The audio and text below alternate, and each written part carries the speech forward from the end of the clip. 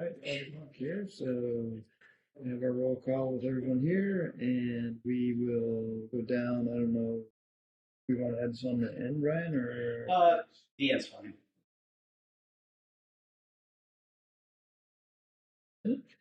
no reports, presentation. So ordinance, Allen York, Ballfield 5. I think Todd's going to. Yeah, Agenda Bill AB 23-48, an ordinance of the City of Council. We start over. An ordinance of the City Council of the City of Bonney Lake, Pierce County, Washington, amending Section 12.12.040 and 12.12.055 of the City of the Bonney Lake Municipal Code relating to hours of operation and fees established for park rentals, providing for servability and establishing an effective date. Good. How's that? Good. City of Bonney Lake will be completing construction of the Allen York Park Municipal Field in 2023. This is a different type of ball field than what currently exists in the City of Bonney Lake. After researching with comparable fields in the region, we found this type of field will require more maintenance and require more maintenance and repair than what is covered with our current field rental rates. And also has the opportunity to extend normal usage hours of usage due to amenities provided as part of the project. This proposal amendment will raise the hourly rental fee rate for this field only to cover the increased operation costs and increase the hours of usage due to consistency with similar fields of this type in the region. Yeah, so just if that's then what would we call field 5 right now? Correct. Yeah. Yeah. So the other ones stay basically the same. Staying the same for now. For now, yes. Adding this to those guys and we'll work in progress. We'll see what happens and then go from here, right? Yeah, exactly. There's instituting the fee for rental of Field 5, and then we also wanted to specifically call out the hours of Field 5 because for the rest of the fields it just says dawn to dusk. But since this actually has lights, we wanted to give it definitive hours. So that's in there. How these rates compare to what you showed us a couple weeks ago? They're the same, and they compare favorably. They're kind of in between. They're kind of in the middle of the road rates. Some fields charge more, some less. Yeah, so we just went kind of middle of the road to see how that. Is it $20 an hour for lights? Is that what you were trying to say? Correct. Yeah, so if the lights are necessary, we charge an additional $20 on top of the hourly rate for the field. $20 per an hour. Mm-hmm. Right, and then $140 to rent the field. Oh, yeah. And I believe it's 2-hour blocks. Yeah, minimum 2-hour block. So if you get it for 2 hours, then 140. And those are comparable rates with other fields. How do we come out with 9 o'clock? We're in a residential area. A lot of fields stay open till 10, but they're in areas like non-residential. And the 9 o'clock we thought was a reasonable hour for the residents that live nearby. Mm-hmm. And we wanted to be able to, leverage the lights and make it available to, for use over an extended period of time, but not so late that it's, maybe going to be intrusive to neighbors. So we just settled on 9 o'clock as something to try this season, and could be adjusted. I mean, really could be adjusted at any time, but. Is that going to affect the people that want to rent the field? I mean, do they normally go past 9 o'clock? No, actually, Well, at this point, it depends on daylight savings, right? Yeah. Daylight. Do they get a lot of requests after 9 o'clock? We haven't in the past. However, this is a different field with different amenities. So is 9 o'clock when the lights go up, or is 9 o'clock when everybody has to be out of the park? But my understanding is the lights are on a timer, so we could set those to go off at any time. But the idea is that is when the gates are getting locked up, so to speak, and people are leaving at 9 o'clock. And we all know this will change after a year, right? I would expect we're gonna have to Sure, refine yeah. some things. Yeah. Maybe that You're year like, too. this worked well, this didn't work so well. Yeah. Which that complaint thing mid-year, I have to change it too. You gotta start somewhere, Yeah, well, right? we'll see how it pans out, you know. Pretty much. Currently, we've only had interest from lacrosse and baseball. And how late are they out usually? Late as they can be. I was gonna Yeah, say, yeah. 10 o'clock usually 10 generally, o'clock you know. sometimes. They'll have games that'll start at 6 and games that start at 8. We don't have any adult leagues in the city. None that I'm aware Not of. that we're aware of. The only thing I'm anticipating is maybe an adult rugby group, because it is set up for rugby, but we haven't heard anything from them. Soccer's another one we really haven't heard from. I've been talking with. Oh, have you? Yeah, Okay. Montreal Football Club. When I say we haven't heard from, that's people calling and wanting to reserve the field, right? Yeah. I believe our recreation department used to have an adult league, adult softball league. However, when we no longer had the fields down in Sumner, that program went away.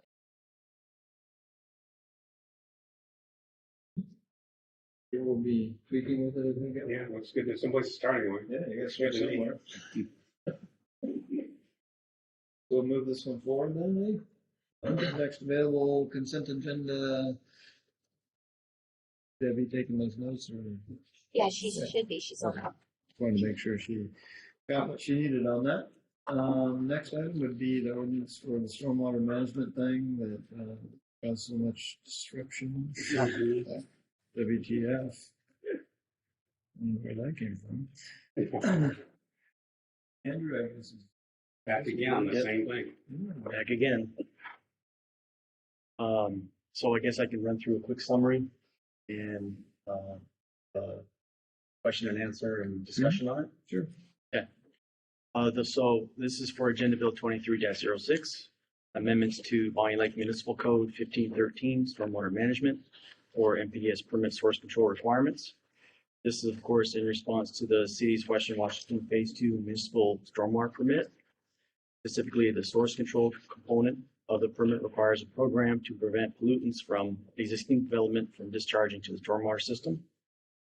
The program also requires adoption of an ordinance requiring source control language to implement the program.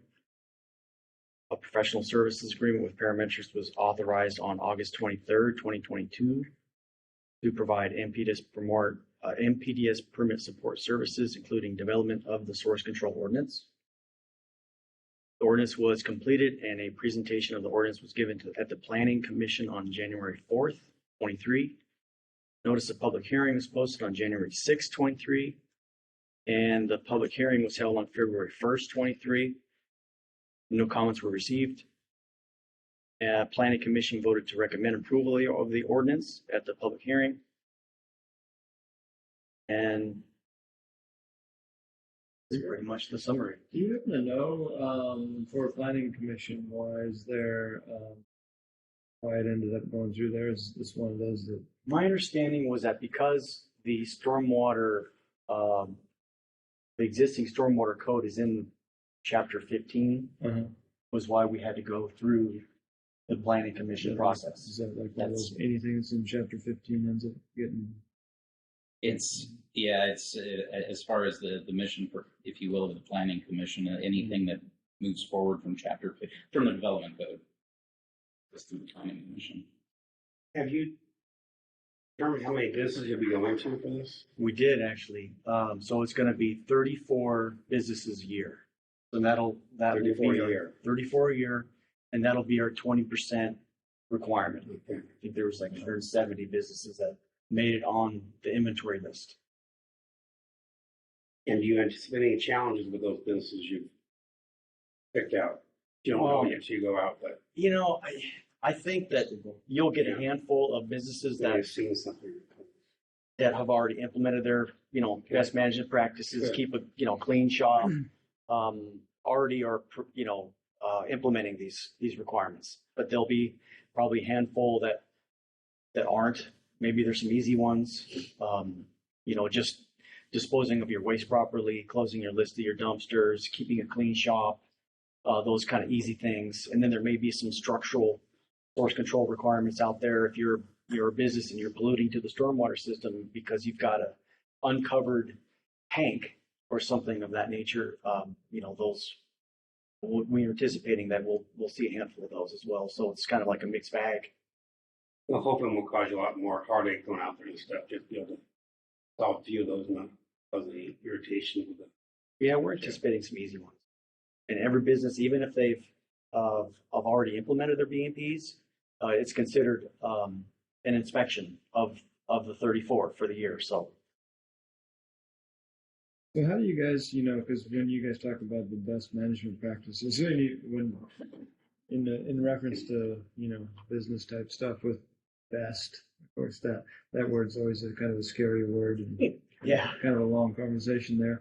Because like in the code it says failure to implement the BMPs consistent with Pierce County Stormwater Management and Site Development Manual, right? yes. So that's where our BMPs are. They're in our stormwater manual. Well, but it says in here Pierce County Stormwater Management. That's what I mean. I'm sorry. It's That's our adopted manual. It's the Pierce County adopt Stormwater theirs, right, Management. yeah. Because again, back to the best kind of scenario where I'm trying to figure out between like a subjective kind of thing, where you're saying, oh, this is like a clean shop or whatever. Your version of clean and my version of clean could be something different, right? As opposed to is there a way that because I dislike regulations that are on the subjective. I want like you have to measure are they pollutant? Yeah, how do we, as opposed to, oh, I think that's a bad business practice. You should do this. Well, I don't like shoulds. I like the shalls. Right. And how you guys work with that kind of thing? Because you point towards, Yeah. as opposed to failure. The Pierce County Stormwater Management Site Development Manual, you would think has requirements in it and regulations that you should meet. Yeah. I don't know about like the policymakers that made up a lot of the stuff like to talk about best, and again I get kind of hung up on that kind of scenario. Yeah. Well, I mean, I know that there's a list of them in there, depending on the type of business that you have. Because I don't have a problem following Pierce County Stormwater Management Site Development Manual. I'm just kind of wondering, I'm kind of scared about what a best management practice is in that. And just to chime in here maybe a little bit, I totally get what you're saying.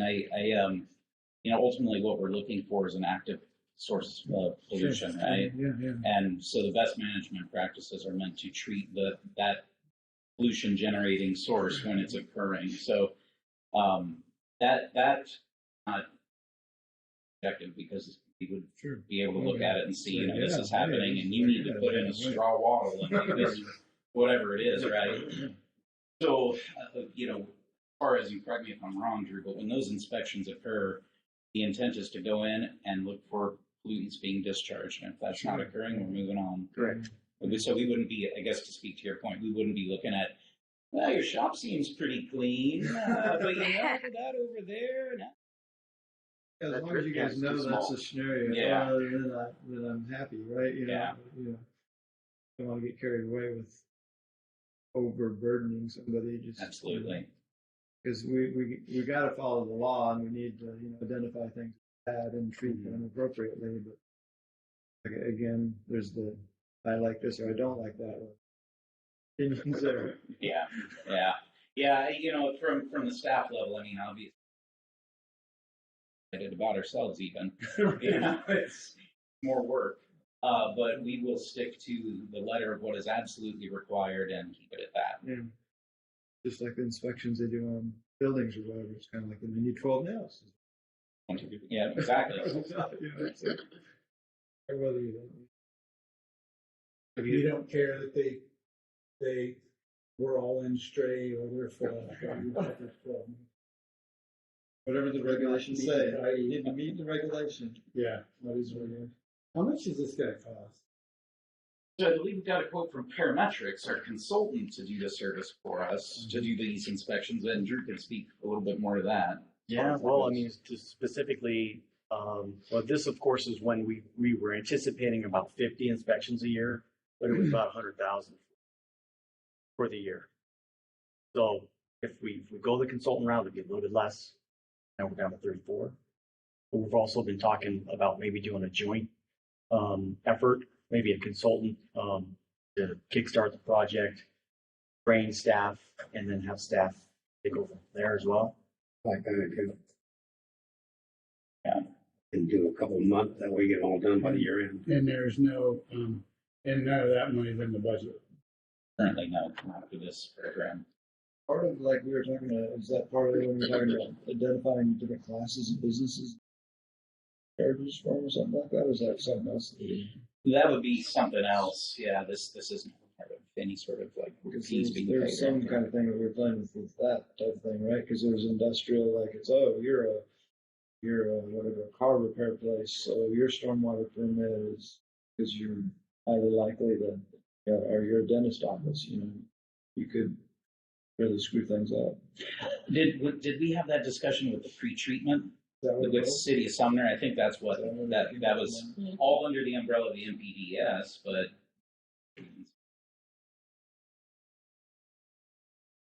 Funding sources.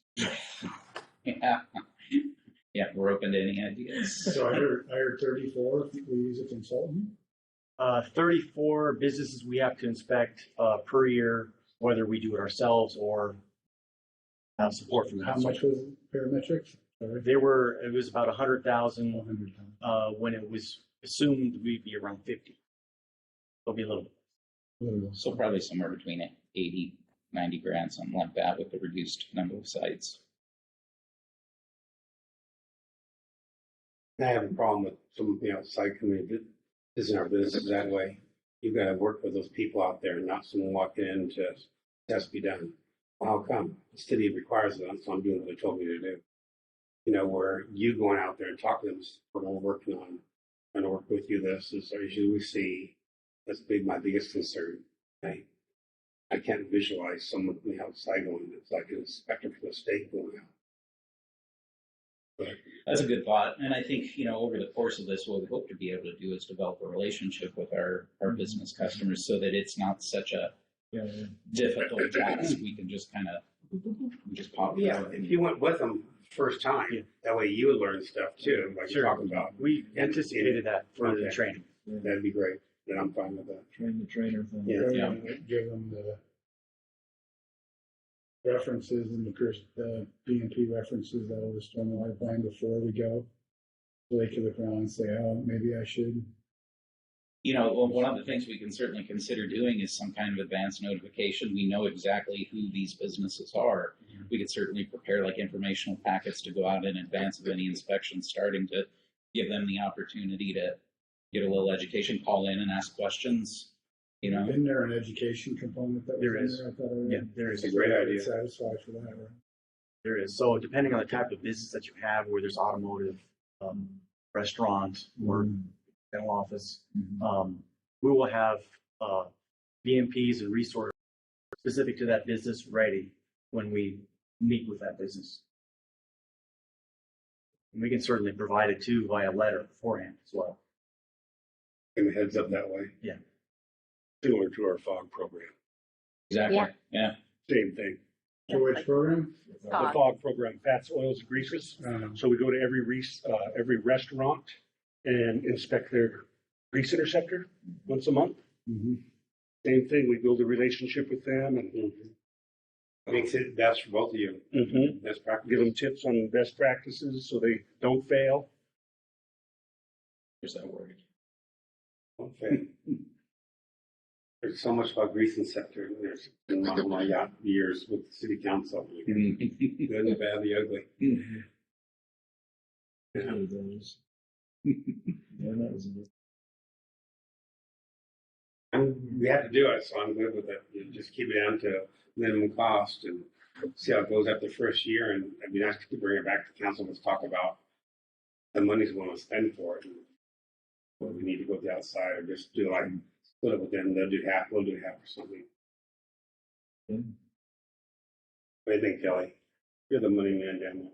Well, I was gonna ask, do we want to add a budget component to the bill? Because it is gonna cost. I'll put $100,000 in there and we have to, it's gotta come from somewhere. Right now, it looks like it's free, and it's not.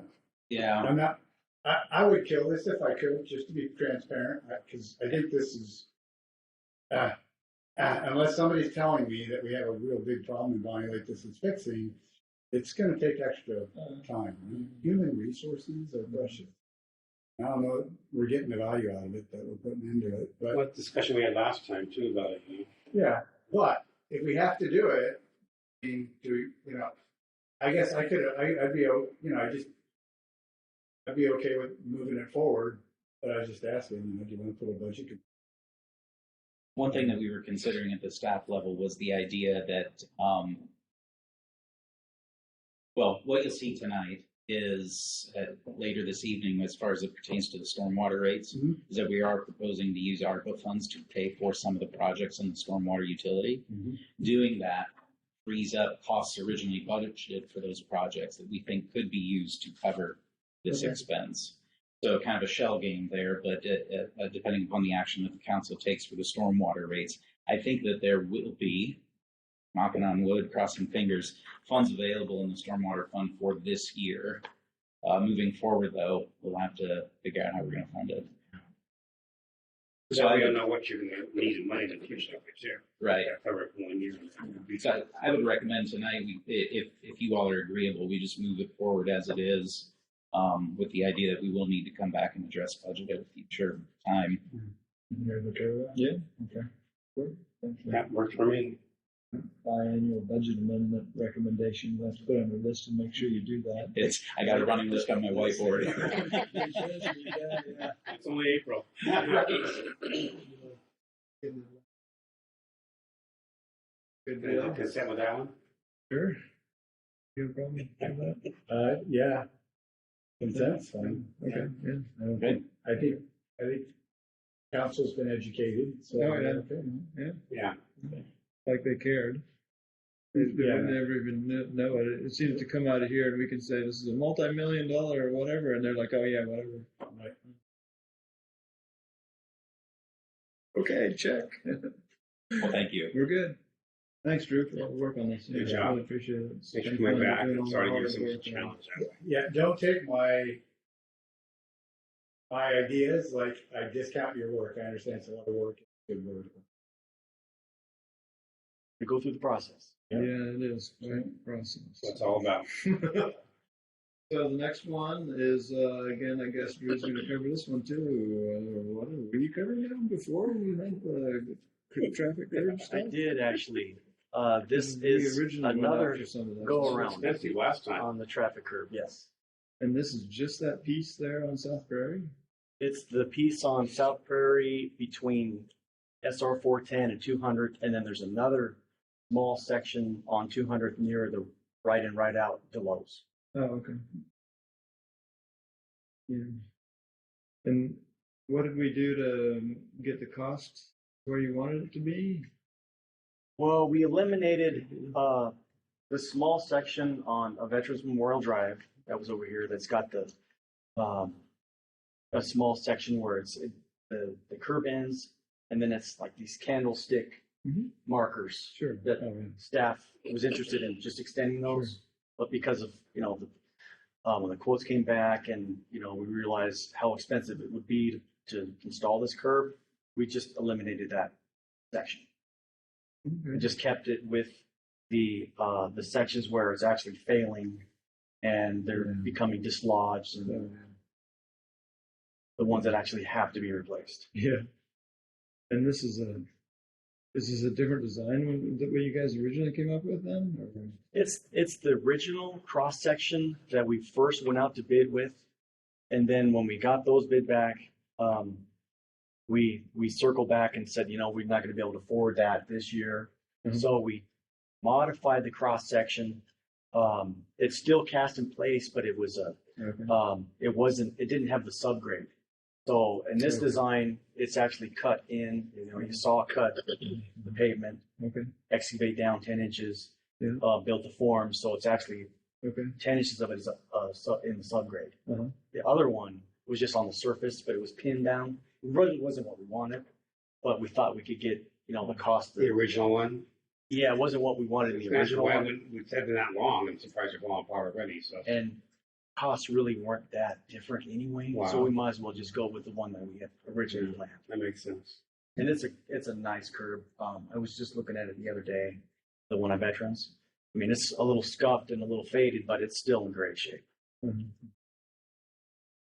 Actually pulled the same specs from that project into this one. So it Good. should be the same curve. So that, was there a little change out in front of Lowe's driveway or something like that, or it's kind of like, or it was removed or something, or? Well, you can see where traffic has hit some of those sections of that existing curve. Existing C curve was right out in front of Lowe's. Yeah, and then you can see like where the blue line is still there, Yeah. but there's no curb because it's already been destroyed. Well, I lots of times when I love make left hand turn. And it's just not. Such a tight. So Yeah. Is that what it is? You Yeah. making a left right here or something? you're pulling out of the low and your left hand Yeah. turn here. Get back on the road. Yeah, that Lots to particular watch section there. probably took the most beating. I'm sure. Hey. Sounds like fun, yeah. You guys are happy with this design, right? This is the one you want? This is the one we want for sure. This is our bulletproof curb. That's your only time to say, well, you know. No, this is the one. This is the one. It's 16 inches tall. 4,000 psi concrete, same as the curve out here. It's the one. Mhm. This is not our budget already. Now, this one was a decision card, and it was approved. Mm. There was an animal vet showing over there too. Can look at the truck in that. Yeah, that's really tough. Between that one and coming off of 410, the cars cutting through there. That's such a tight space, you know. Yeah. And they're coming off 410 in the right hand turn on that road, and I'm coming across the street there. They don't look for me coming across. And there's not much room to go from there on to Lowe's. It's a short span. Yeah. But that'll be good to get it done. It's a center lane anyway. Yeah. Kelly? Third comments? Going once. I'm good. Good, Good okay. done. We'll move this one forward to the consent agenda, next available. Good. Our minutes there we had. They are good. Good job. Changes. Good job, Debbie. No changes in the minutes. Great job, Debbie. If she's still alive, maybe she's in there. We had another item that we'd like to add to our agenda. The staff just gave us today. So that's this VMD Angeline Ice contract. We get cope with that too. If you say yes, I'll get you anything. So much fun to be Within reason, and as long as it follows bid laws and everything. Yeah. So, what we're doing here is yes, this would be an amendment to the current contract to conduct an additional intersection control evaluation for Church Lake Road and West Taps. This is one that you may remember we had somebody during public comment bring up last week. And I think all of you at one time or another probably received comments from the public about that intersection. And, to the east, you have a vertical curve that causes a sight distance issue. Yeah, every Sunday, 2 people walk up to me. Yeah. So, tell me all the time about that too.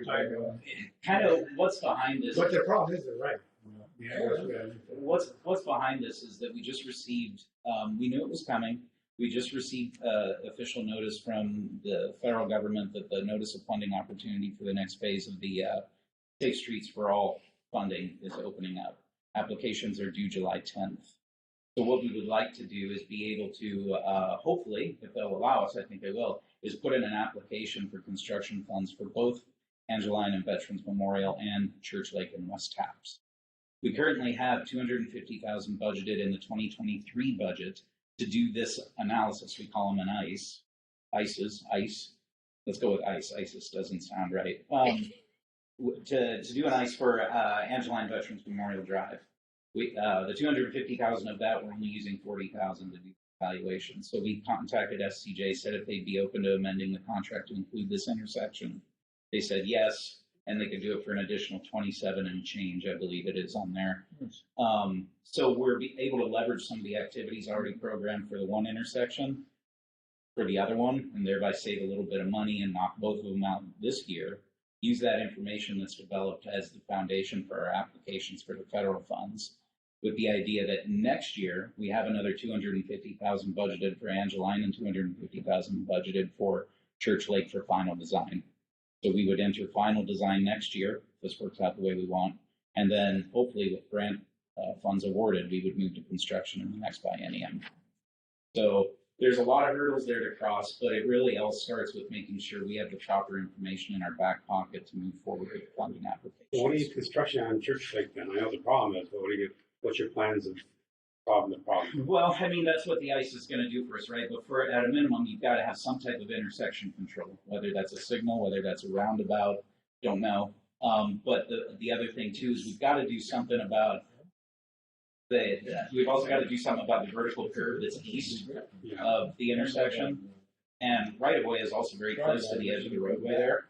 We've got to do something to address sight distance from the west half side of the intersection. That's the complaint we had last week too. So there's a combination of things there that need to be rectified. It may be possible to look into the idea of left turn pocket for traffic going eastbound on West Taps in order to get that, not West Taps, Church Lake, in order to give them a dedicated place to make left turns from. You combine that with reduction in the vertical curve on the other side of the intersection, you've got a much safer movement. So that's some of the things. Really nice. Well, and psychologically, then if we're able to get those in different places, it prepares people for putting them in other places that we're going to need to put them. Hint.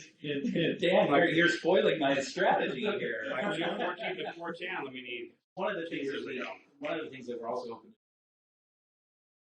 is on West Taps, we'll call it the west side of West Taps. There's currently not any sidewalk, but the future segment of Fennel Creek Trail has sidewalk going in there. So what we would like to do as part of that project is perhaps also put in the sidewalk along that side of the roadway that would connect to where the existing sidewalk ends that we just built for the new ball field. Right. And so make a connection there. That'd be nice.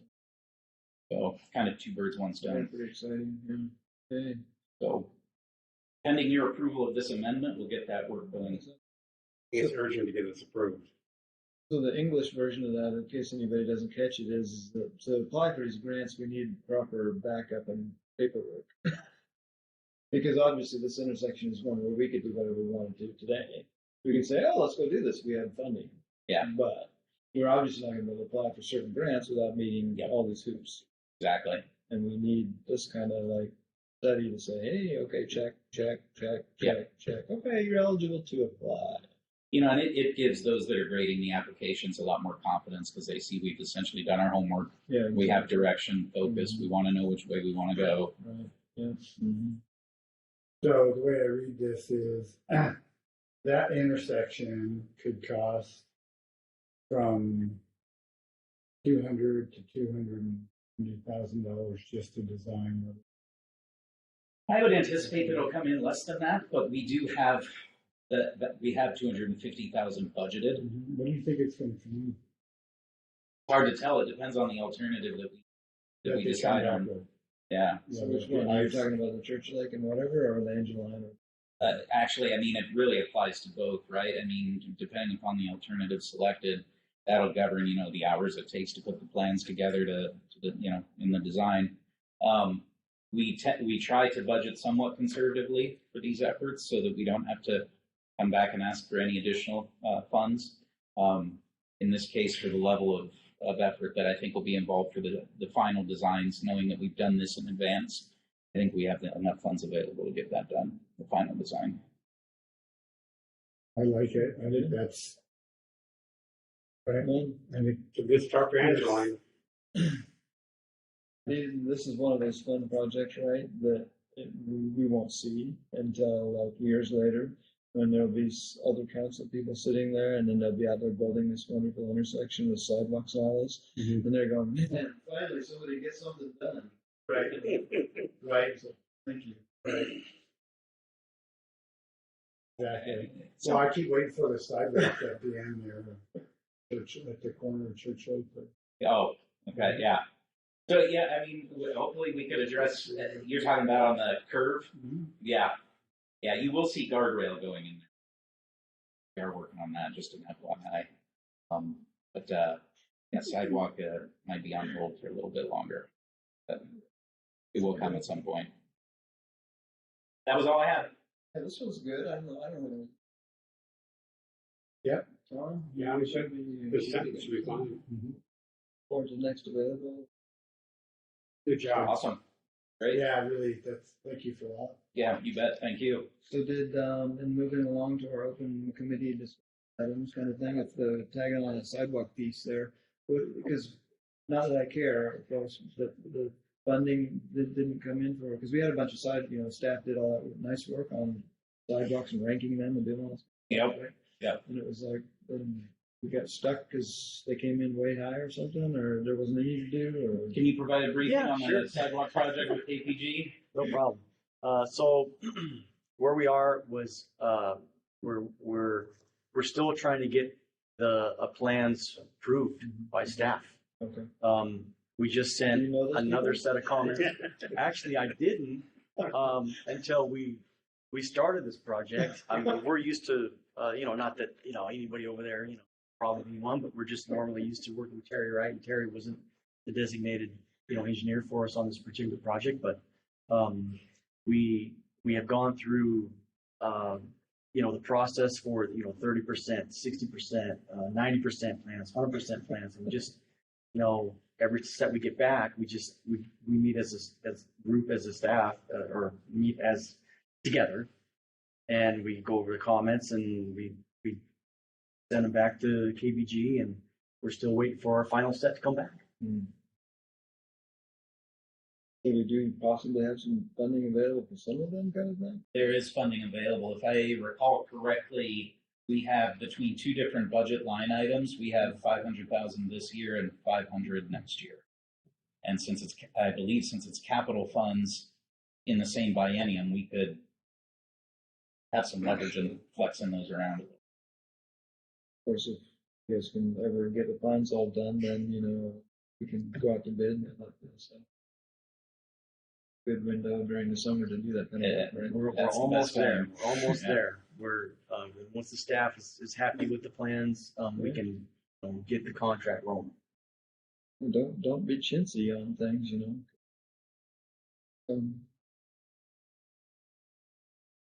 Issues at the park, right, where they put up some sidewalk and then didn't do the full undergrounding of the lines, and it's going to cost us a fortune or whatever.